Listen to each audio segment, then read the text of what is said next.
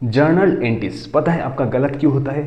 क्योंकि journal entries करते वक्त आप उसका कंसेप्ट यानी कि रूल आपको याद नहीं होता है। जैसे कि लायबिलिटीज इंक्रीज होगा तो क्रेडिट करेंगे, एसेट इंक्रीज होगा तो करेंगे डेबिट, एक्सपेंसेस या फिर लॉस होगा तो करेंगे डेबिट, और इनकम होगा तो करेंगे क्रेडिट। यही सिंपल रूल अगर आप याद रखेंगे तो आपका कोई दिक्कत नहीं आएगा। तो देखो कुछ एडजस्टमेंट एंट्रीज है जिसको हम डिस्कस करेंगे by applying this rule. So what is adjustment entries? Basically कोई भी बिजनेस का एट द ईयर एंड में जो एंट्रीज पास होता है these are the adjustment entries. जैसे कि फॉर एग्जांपल आउटस्टैंडिंग एक्सपेंसेस, जैसे कि आउटस्टैंडिंग रेंट होता है, मतलब जो रेंट इस साल में ही पे करना चाहिए लेकिन अभी तक पे नहीं किया गया है, उसका जर्नल एंट्री क्या होगा?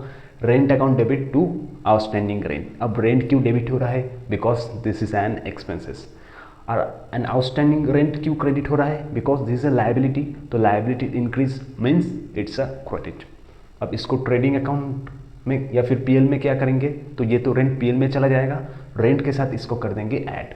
और बैलेंस शीट में क्या करेंगे? Obviously outstanding expenses is liability, तो इसको लायबिलिटी साइड में दिखा देंगे। नेक्स्ट प्रीपेड एक्सपेंसेस, जैसे कि वेजेस, मतलब क्या? नेक्स्ट साल का एक्सपेंसेस हम इसी साल पे कर चुके हैं, तो इसका जर्नल क्या होगा? Prepaid wages account debit. Prepaid wages debit क्यों हुआ? क्योंकि नेक्स्ट साल का एक्सपेंसेस हम इसी साल पे कर रहे हैं, so basically it's an asset, तो एसेट इंक्रीज हो रहा है तो डेबिट हम कर दे रहे हैं।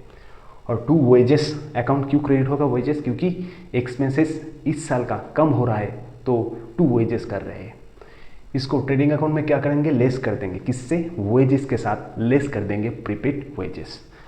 तो प्रीपेड वेजेस एसेट, तो बैलेंस शीट में एसेट के रूप में दिखा देंगे।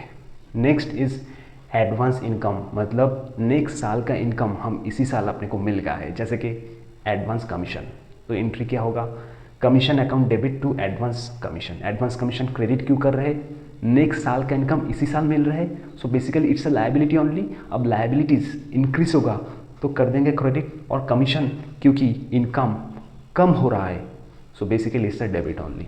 तो बैलेंस शीट में इसको कहाँ दिखा देंगे? लायबिलिटीज के रूप में दिखा देंगे। और पीएल में क्या करेंगे? इसको कमीशन के साथ लेस कर देंगे एडवांस कमीशन।